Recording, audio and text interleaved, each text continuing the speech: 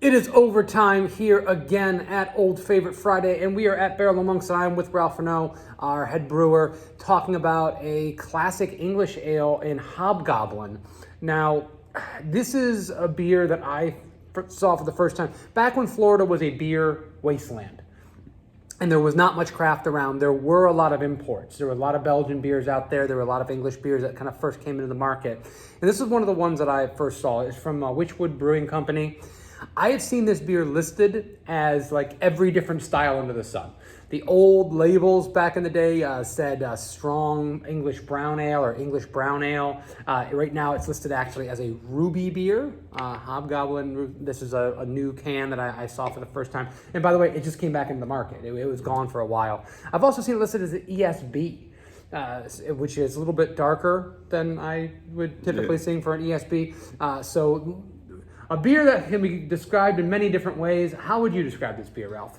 So, and even just from trying it now after it not being around for a while, I can see where they could use those different terms because it's very malt forward. It's got a touch of like biscuity roast that could fall into any one of those styles. It does have a little bit of caramel sweetness, but not anything's too pronounced.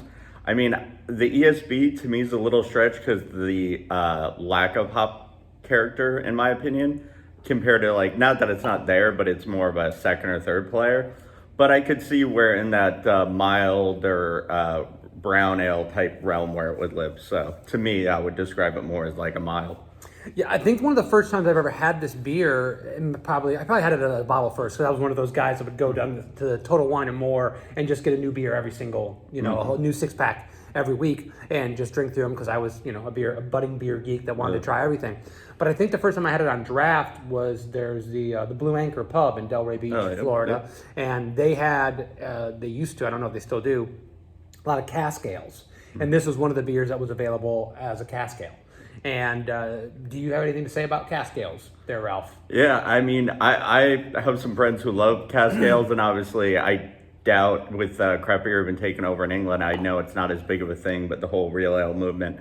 So, and I used to love the Blue Anchor, so I definitely hung out there and had some cask ales. But yeah, I love it because there's that lower carbonation, the whole like idea behind it. It's something that I just in general is very niche in a way, so I can see why it didn't take off. But it is really an interesting take to like have things more at room temperature and lower carbonation and trying those kind of like dark British, what they would call now like pub style ales. So yeah, and that's what it is. I mean, it's hand drawn, as they say. The carbonation is very low, a little more room temperature, as you said. I think one of the things about, and more of a creamy texture too. I mean, it almost has like the vibe and the feel of a Guinness. Right, yeah. Of a nitro beer as far as its body goes for a cask ale. I think it's a really important thing though with this beer as far as room temperature. You might have saw me kind of put my hands around the cup, glass, chalice, whatever I have here in my hands, to warm the beer up a little bit because I do think that this beer is a little cold.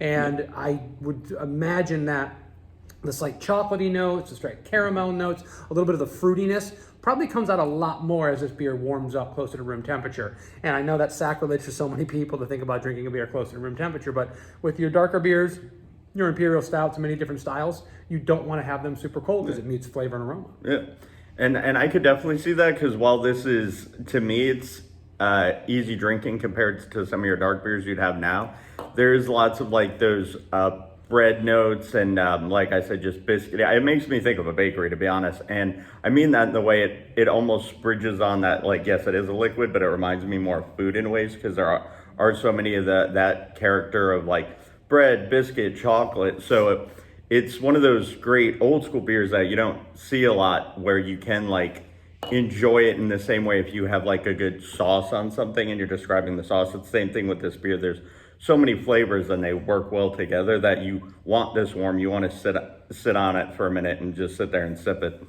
It's really nice and complex. It's not super bitter, but it's definitely has, I mean, there's a touch of malt sweetness, but it's a dry beer. Yeah. 4.5%, I believe.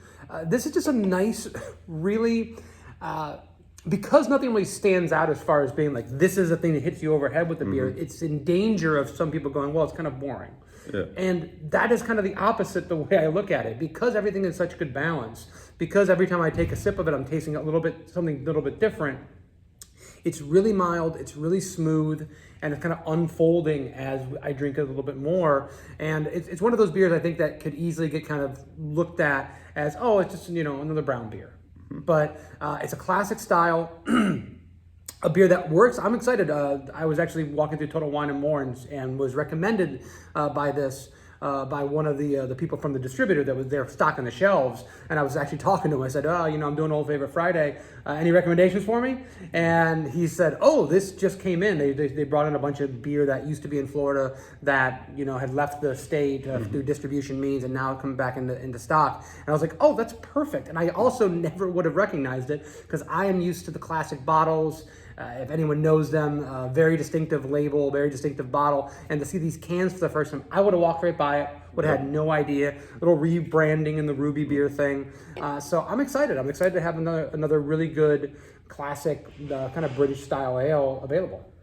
Yeah, and I mean, it's cool to see, Florida get some more of those ales just in general, but specifically, me, I am a big fan of English ales. So anytime, milds, ESBs, old ales, anytime we can get more an allotment of those, I'm all for it. So I'm excited to see this stuff come back around. Excellent. Well, please let us know what you think. Go pick up some Hobgoblin if it's available in your area. Give it a sip. Let us know what you think about it. Also, tell us what we should be drinking next week for Old Favorite Friday. Give us a recommendation.